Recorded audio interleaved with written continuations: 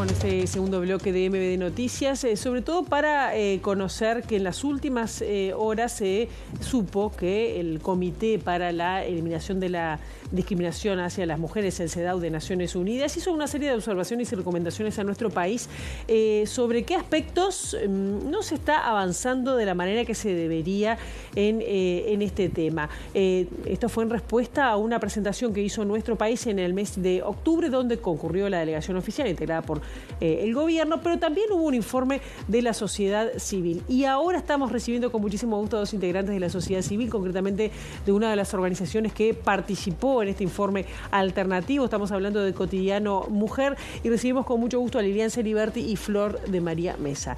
Gracias por estar. Buenos días, un gusto siempre estar acá, de Ciudad. Vamos a notar, hubo varias observaciones que este comité hizo al Estado uruguayo sobre salud sexual y reproductiva, sobre cuestiones de aplicaciones de leyes que reconocen que son buenas, a ver, corríjanme ustedes, pero exacto, que no se han implementado. Pero que no se implementan. ¿Cuáles destacarían ustedes estas principales observaciones? Yo destacaría tres grandes, porque después hay muchas que son interesantes. Una es justamente esto, reconocer que el Uruguay tiene una buena legislación, pero que no se dotan de los recursos para su implementación. Ese me parece que es un eje importante, eso básicamente en relación a la ley de violencia de género, pero también en relación a otras legislaciones de avanzada. En segundo lugar, destacaría la persistencia de una recomendación sobre las violaciones en el terrorismo de Estado, que está en un capítulo especial del comité que tiene que ver con paz y seguridad, y ahí se reitera también.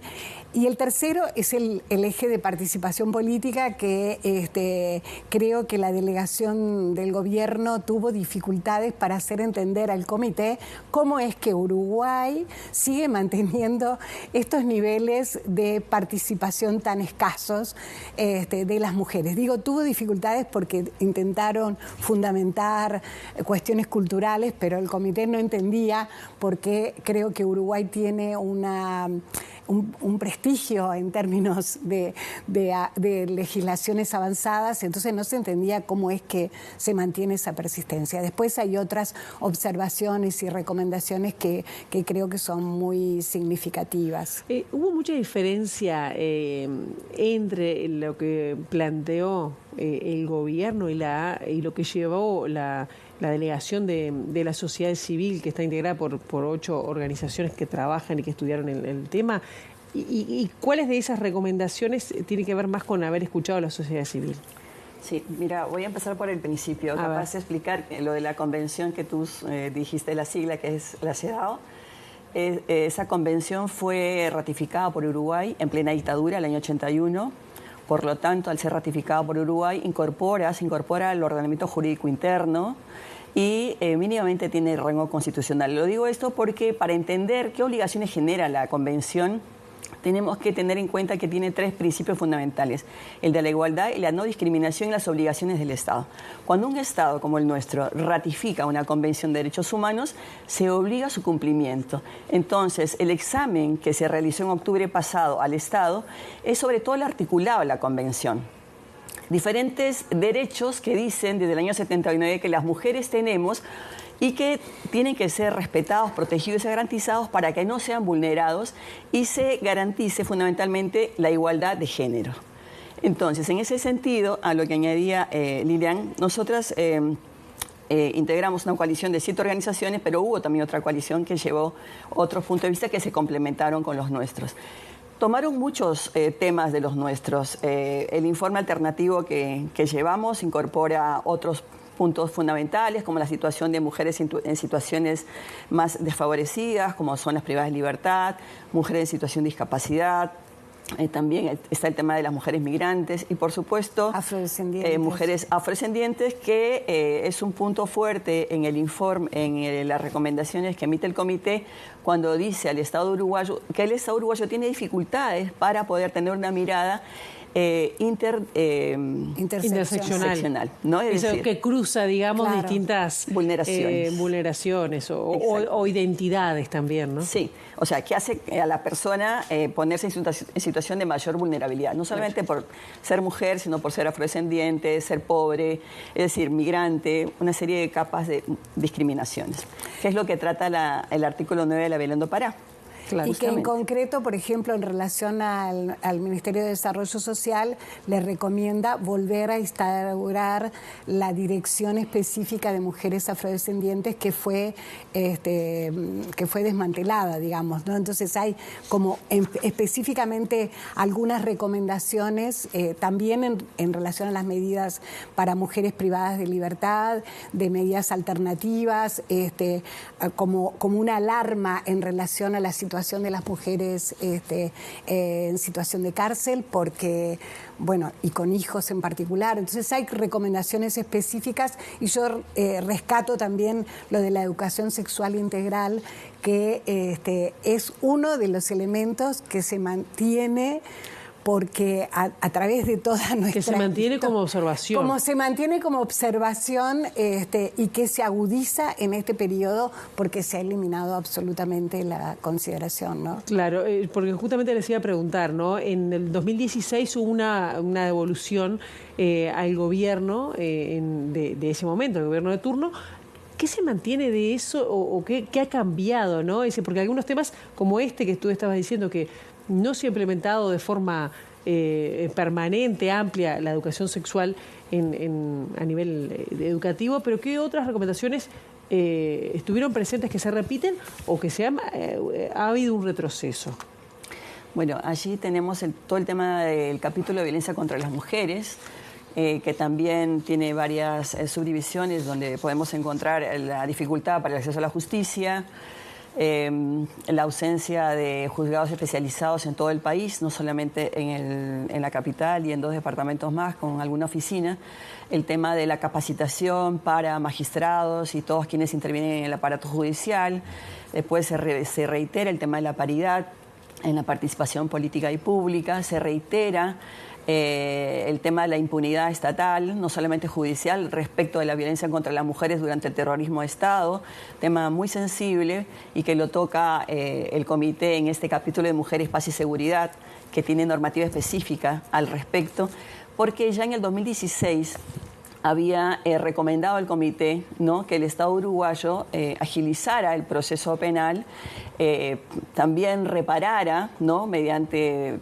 reparación simbólica, digamos, mínimamente reconociendo todo este tipo de vulneraciones fundamentalmente basadas en la tortura y la violencia sexual a este grupo de 28 mujeres.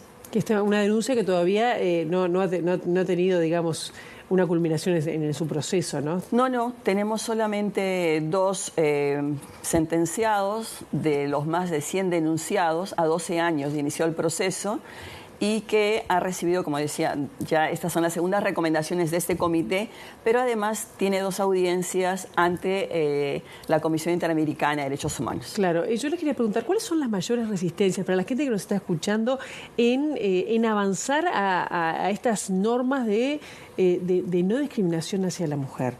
¿Cuáles son las mayores resistencias de nuestro país? Yo creo que quiero señalar un punto concreto que responde a eso, porque es un retroceso que tiene que ver con la ley de tenencia compartida, donde el comité hace una observación al respecto de, incluso recomendando una formación de parte de los jueces para que para que se considere las situaciones de violencia por detrás de las situaciones de violencia intrafamiliar por detrás de esas sentencias para otorgar la tenencia compartida.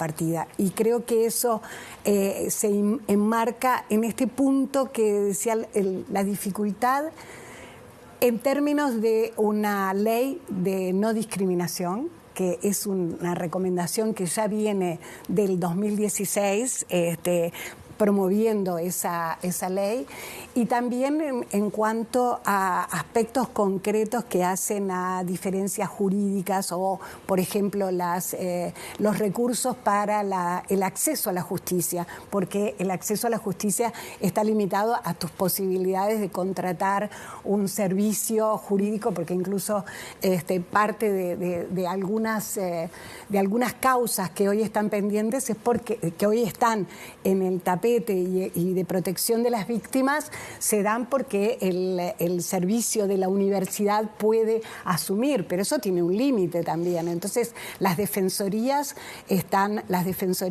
públicas están desbordadas. Están desbordadas. Así lo están denunciando hay toda una denuncia por parte también de los defensores públicos de la falta de recursos y la cantidad. Bueno, ese es un capítulo que también se repite.